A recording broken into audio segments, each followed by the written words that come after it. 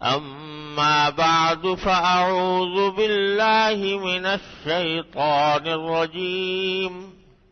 بسم الله الرحمن الرحيم. يا أيها الذين آمنوا توبوا إلى الله توبة نصوحا. آمنت بالله صدق الله مولانا العظيم وصدق رسوله النبي الكريم ونحن على ذلك من الشاهدين والشاكرين والحمد لله رب العالمين.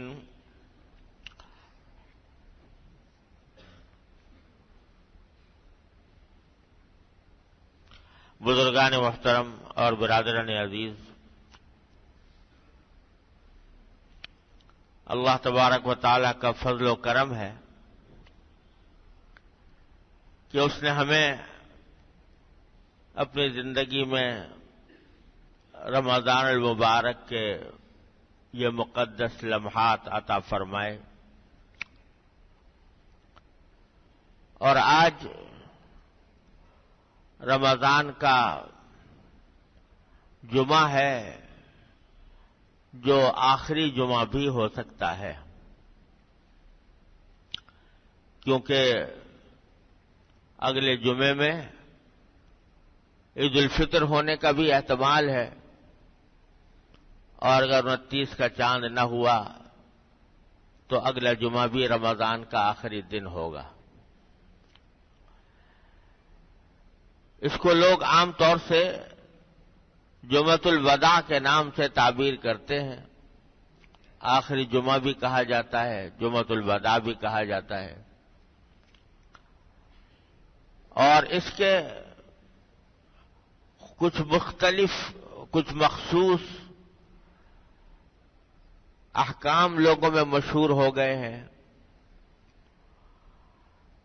واقعہ یہ ہے کہ جمعۃ الوداع کا اس حیثیت میں اس کی کوئی خصوصیت نہیں ہے قرآن و حدیث میں۔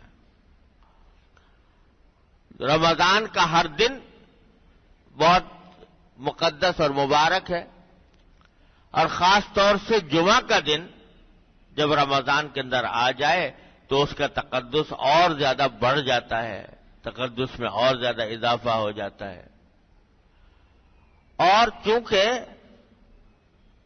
آخری جمعہ میں کے بعد پھر کوئی اور جمعہ رمضان کے اندر آنا نہیں ہوتا، اس واسطے اس کی اہمیت کسی درجہ اور بڑھ جاتی ہے کہ پھر یہ جمعہ رمضان میں شاید نہ ملے۔ لیکن اس کو کوئی تہوار سمجھنا یا اس کے کوئی خاص احکام قرار دینا کہ وہ جمعۃ الوداع کے اندر خصوصی طور پر فلاں نماز پڑھی جائے گی، فلاں عبادت انجام دی جائے گی، ایسا کچھ قرآن و حدیث میں سے ثابت نہیں۔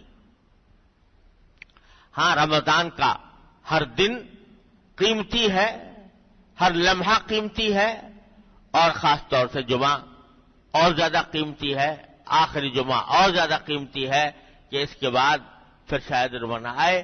لیکن اس کے کوئی الگ سے احکام قرار دینا، اس کو تہوار سمجھنا، یہ اس کی کوئی اصل قرآن و حدیث میں موجود نہیں۔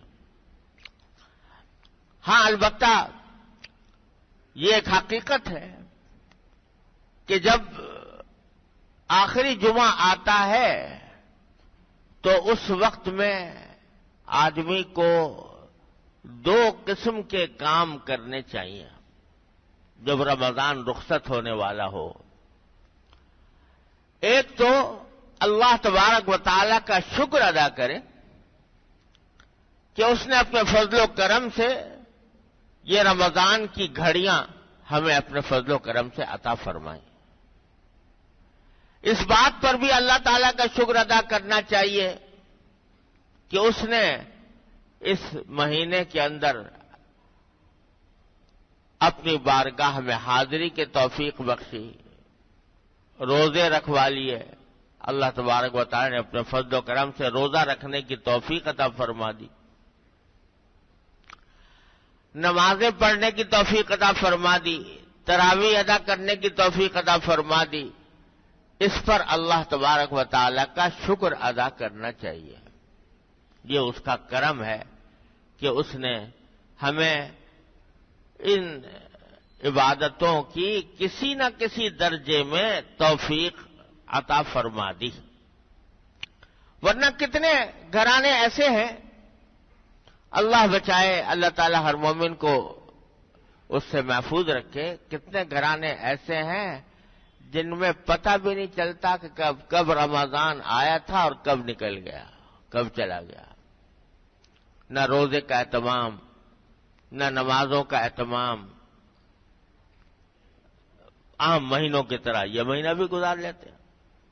اللہ تعالیٰ کا فضل و کرم ہے، اس کا شکر ہے کہ اللہ تعالیٰ نے ان میں ہمیں داخل نہیں فرمایا اور روزہ رکھنے کی توفیق عطا فرمائی، نماز پڑھنے کی توفیق عطا فرمائی، تراویح کی توفیق عطا فرمائی۔ یہ سب اللہ تعالیٰ کا فضل و کرم ہے، اور اس سے یہ امید رکھنی چاہیے کہ انشاءاللہ یہ اس کی اپنی بارگاہ میں وہ قبول فرمائیں گے، اور ہماری کوتاہیوں کے باوجود، ہماری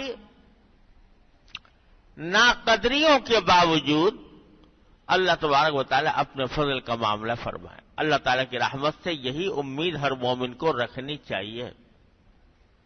ایک تو کام کرنے کا یہ ہے شکر اللہ تعالیٰ کا، دوسرا استغفار اور توبہ۔ کیا کہ توفیق اللہ تعالیٰ نے تو عطا فرمائی، لیکن ہم نے جس طرح عبادتیں انجام دیں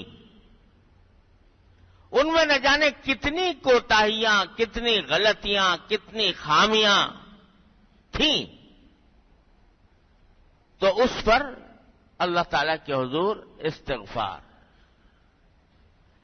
قرآن کریم میں آتا ہے، اللہ کے نیک بندوں کا ذکر کرتے ہوئے فرمایا کہ کانوا قلیلا من اللیل ما یہجعون وبالاسحار هم یستغفرون۔ بھائی بیچ میں یہ گڑبڑ مت کیا کرو، بعد میں بات کرو جو کچھ کرنا۔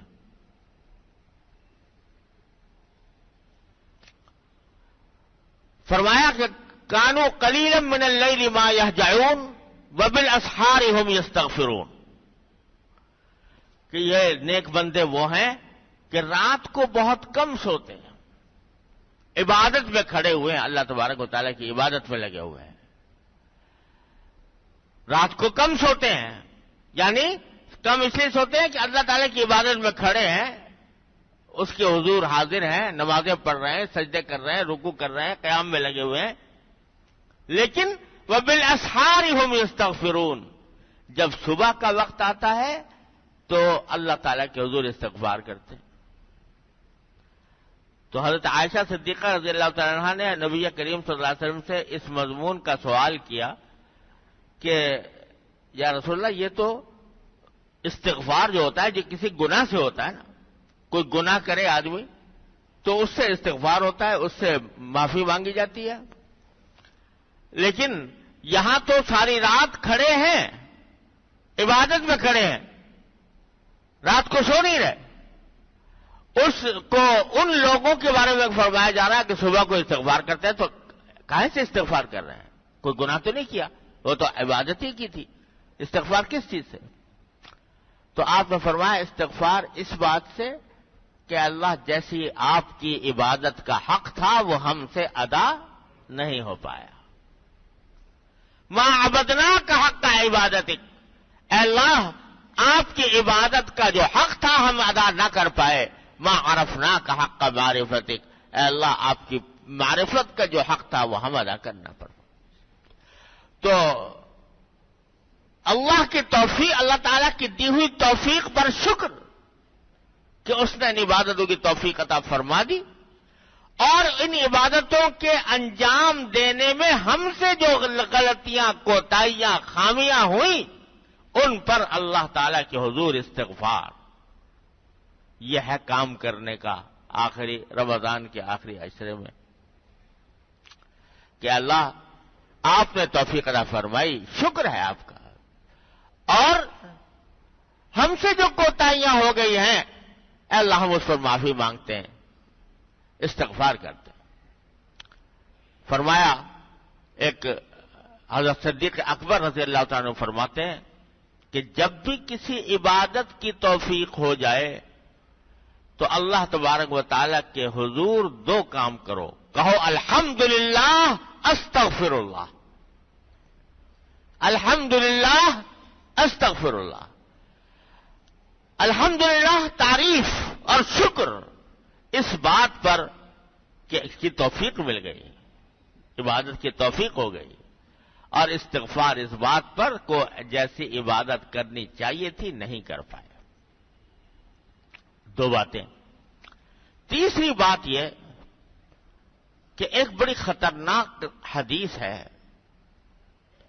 جو ہر مومن کو یاد رکھنی چاہیے کہ حضور اقدس نبی کریم سرور دو عالم صلی اللہ علیہ وسلم نے ایک موقع پر ممبر پر چڑھتے ہوئے جبریل امین علیہ السلام کی ایک دعا پر آمین کہی تھی۔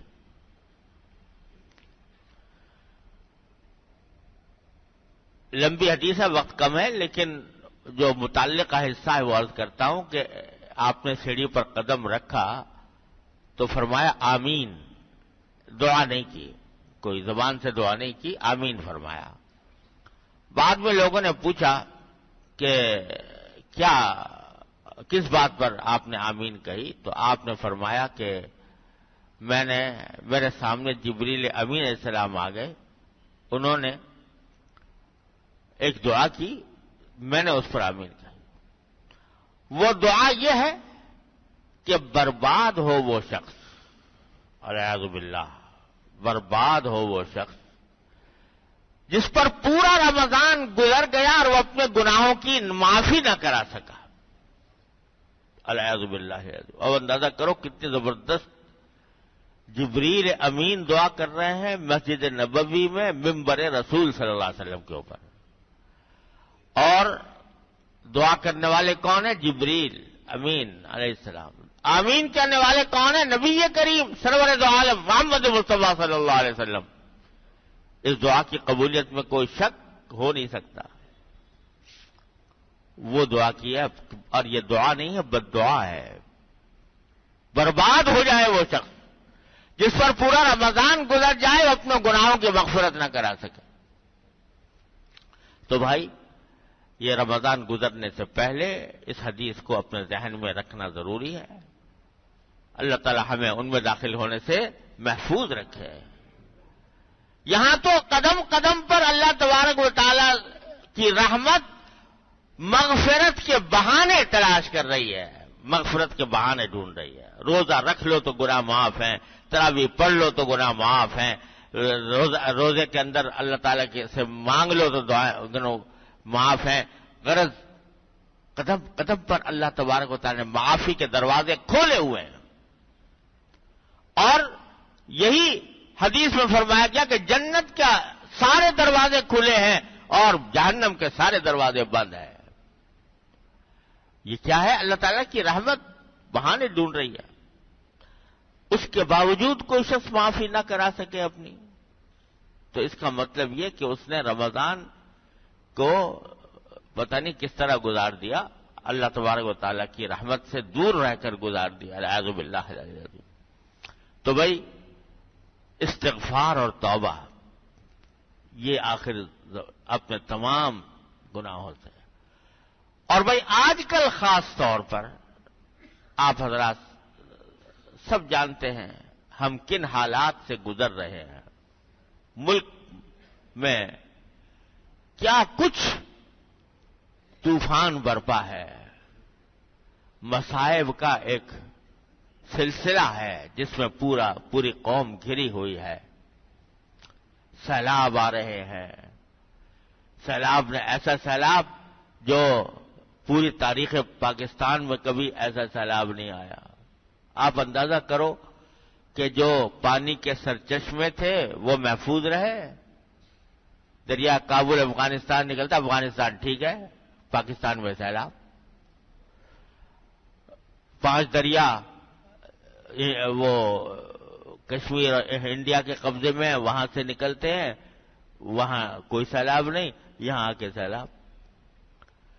تو یہ جو سیلابوں کا ایک طوفان ہے وہ ایک جگہ، بدامنی، خانہ جنگی، خودکش حملے، دہشت گردیاں، ایک دوسرے کی جان کے خون کے پیاسے لوگ بنے ہوئے، ٹارگٹ کلنگ، اور ان سب وصائب اور آفات کے ساتھ حکمران ایسے کہ ساری قوم جو ہے پریشان ہے، ساری قوم جو ہے اس کو کسی کو بھروسہ نہیں، کسی کو اعتماد نہیں.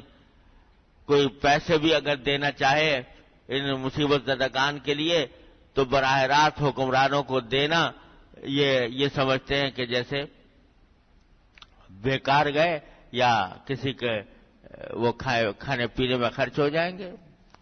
یہ حکمران ایسے میں، ایسی حکومتیں، ایسے حکمران، یہ سب کچھ دیکھو تو ڈر لگتا ہے کہ یہ کہیں یہ ہماری بدعمالیوں کا وبال ہے جو ہم پر مسلط ہے. اللہ تعالیٰ اپنی رحمت سے ہمارے اوپر رحم فرما دے. یہ وبال ہے جو مسلط ہے. یہ حکمران بھی، لوگ حکمرانوں کو برا بھلا کہتے ہیں، ان کو گالیاں دیتے ہیں. حدیث میں فرمایا کہ حکمرانوں کو گالیاں مت دو، بلکہ اپنے اعمال کو درست کرو. یہ جو کچھ آ رہے ہیں تمہارے اعمال کی سزا میں آ رہے ہیں. ارے جن کو گالیاں دے رہے ہو تم ہی تو لے کر آئے ہو ان کو، تم ہی تو تمہیں نے تو اپنے ووٹوں سے ان کو وہاں تک پہنچایا ہے، تم ہی تو یہاں ان کو لانے والے ہو. اس کا تو گالیاں دینے سے کیا حاصل؟ ہاں، اپنے بدعمالیوں سے توبہ کرو. انما اعمالکم عمالکم، یہ جو تمہارے حکمران ہیں یہ تمہارے اعمال ہیں، تمہارے اعمال ہیں جو تم پر حکمران بن کے بیٹھے ہوئے ہیں، تو تمہارے اعمال کا آئینہ ہے. تو بھائی یہ سب کچھ جو ساری صورتحال نظر آ رہی ہے یہ در حقیقت یہ بدعمالیوں کا وبال ہے. اور بدعمالیاں ایک نہیں، کسی کے ہاں کچھ ہیں، کسی کے ہاں کچھ ہیں، کسی کے ہاں کچھ ہے. کچھ تو بدعمالیاں ہم یہ سمجھتے ہیں کہ وہ نمازیں چھوڑ رکھی ہیں، روزے چھوڑ رکھے ہیں. نہیں، یہ تو ہے ہی خیر بدعمالی بہت بڑی. ابھی مجھے سندھ کے ایک بہت ذمہ دار وڈیرے مجھے بتا رہے تھے کہ ہمارے گاؤں میں یہ حالت ہے کہ ایک مسجد ہے، مسجد تھی، ہے کہ نہیں اب تو گئی، ایک تھی، اس میں مؤذن اور امام دونوں ایک ہی شخص، کیونکہ الگ کچھ کرے، وہی اذان دیتا تھا، وہی نماز پڑھاتا تھا. تو سال سے یہ کیفیت ہے کہ وہ اذان دیتا ہے، نمازوں کا انتظار کرتا ہے، ایک نمازی مسجد میں نہیں آتا، ایک نمازی مسجد میں نہیں آتا. اور مسجد کے برابر میں ہوٹل کے اندر فلمیں چل رہی ہیں، وی سی آر چل رہے ہیں، ٹی وی چل رہا ہے، لوگ بیٹھے ہوئے فلمیں دیکھ رہے ہیں، اذان کی آواز کان میں پڑ رہی ہے، کسی کو مسجد میں آنے کی توفیق نہیں ہوتی. یہ حال ہے. کلمہ پوچھو، کلمہ تو کلمہ نہیں آتا. کیمپ ہم نے بھی لگائے ہیں مختلف جگہوں پر دارالعلوم کی طرف سے سیلاب زدگان کے، اللہ تعالیٰ ان کی خدمت کی توفیق عطا فرمائے. لیکن حالت دیکھ کے جو کیمپ کے اندر جو لوگ آ رہے ہیں ان کے حالات دیکھ کر سچی بات یہ ہے کہ رونا آتا ہے کہ نجاست کا پتہ نہیں، استنجا کا پتہ نہیں، وضو نہیں جانتے، نماز تو درکنار، ایک کلمہ کا زبان سے نکل نہیں نکلا.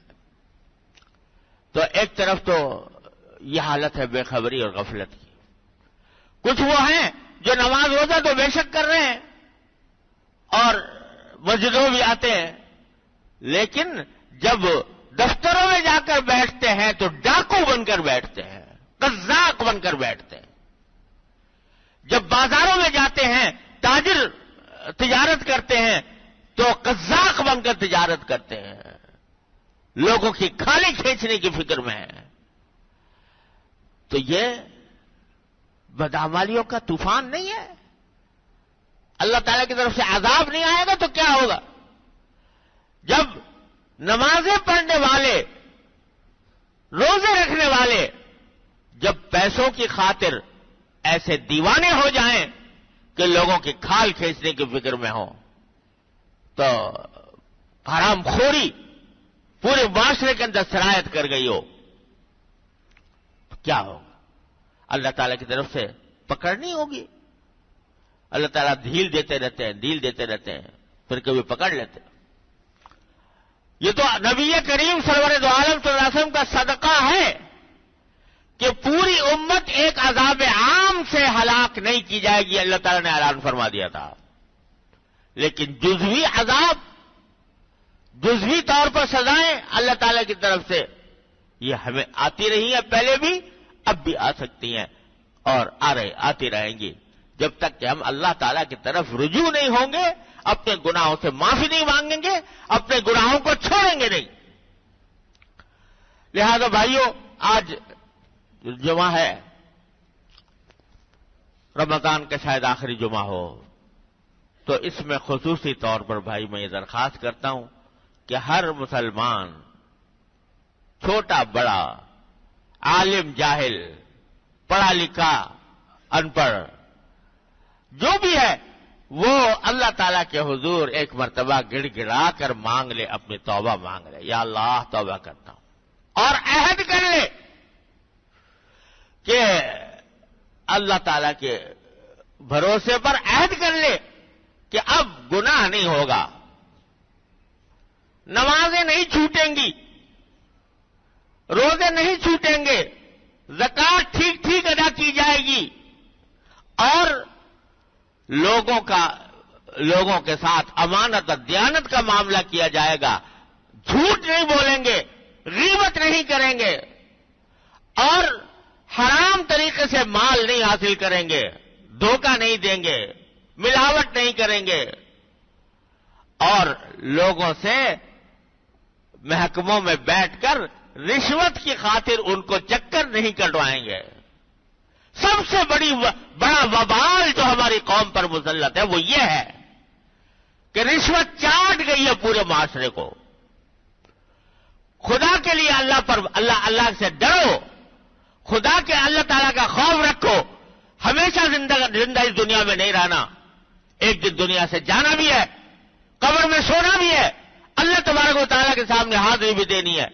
خدا کے لیے اس وقت کا خیال کرو, اور یہ حرام خوری چھوڑو, رشوت ستانی چھوڑو, دھوکہ دہی چھوڑو, ملاوٹ چھوڑو, لوگوں کے حقوق پر ڈاکہ ڈالنا چھوڑو, ورنہ اللہ تعالیٰ کا عذاب کسی وقت بھی دستک دے سکتا ہے, کسی وقت بھی آ سکتا ہے. قرآن کہتا ہے کیا لوگ بے خبر, بے محفوظ ہو کر بیٹھ گئے, بے خوف ہو کر بیٹھ گئے کہ ہمارا عذاب ان کے اوپر سوتے ہوئے آ سکتا ہے, تو ان کے جاگتے ہوئے آ سکتا ہے, جب وہ کھیل رہے ہیں اس پر آ سکتا ہے. اللہ تعالیٰ نے دکھا دیا آنکھوں سے. اب بھی اگر ہوش نہ آئے, اب بھی اگر ہوش کے ناخن نہ لے, تو آخر کب, جب آ کے عذاب پکڑ ہی لے. قرآن کہتا ہے اس عذاب کے آنے سے پہلے ہم سے رجوع کر لو, ہمارے پاس آ جاؤ, توبہ کر لو, استغفار کر لو. اب یہ راتیں وہی چند باقی ہیں, رمضان کے چند دن, ایک ہفتہ اللہ کے فضل سے ابھی تک باقی ہے, اس میں راتیں آ رہی ہیں, عشر اخیرہ کی راتیں ہیں. اللہ تعالیٰ کی طرف سے منادی آواز لگاتا ہے, بھائی سب اپنے اپنے گناہوں سے معافی مانگو, توبہ کرو, عہد کرو گناہوں کو چھوڑنے کا, اور ساتھ ہی پوری امت کے لیے دعا کرو کہ اللہ ہماری اس امت کو اس عذاب سے, قہر سے اپنے فضل و کرم سے بچا لے, نکال دے, اور ہمارے حالات کو درست فرما دے. ہمارے ملک کے اندر بھی امن اور چین اور عافیت اور اطمینان عطا فرما دے. اس کو صحیح معنی میں پاکستان بنا دے, صحیح معنی میں مسلمان ملک بنا دے. اسلامی جمہوریت صحیح معنی میں بننے کی توفیق عطا فرما دے. اس بات کی دعائیں کرو, اللہ تعالیٰ سے رو گڑ گڑاؤ. انشاءاللہ اللہ تعالیٰ کے فضل و کرم سے کچھ بعید نہیں ہے کہ یہ جو رمضان کے آخری ایام ہیں یہ ہمارے لیے مغفرت کا ذریعہ بن جائیں. اللہ تعالیٰ کی رحمت جوش میں آ جائے, ہماری مغفرت فرما دے. اللہم اغفر لنا وارحمنا, اللہم اغفر لنا وارحمنا, اللہم اغفر لنا وارحمنا. وآخر دعوانا الحمد للہ رب العالمین.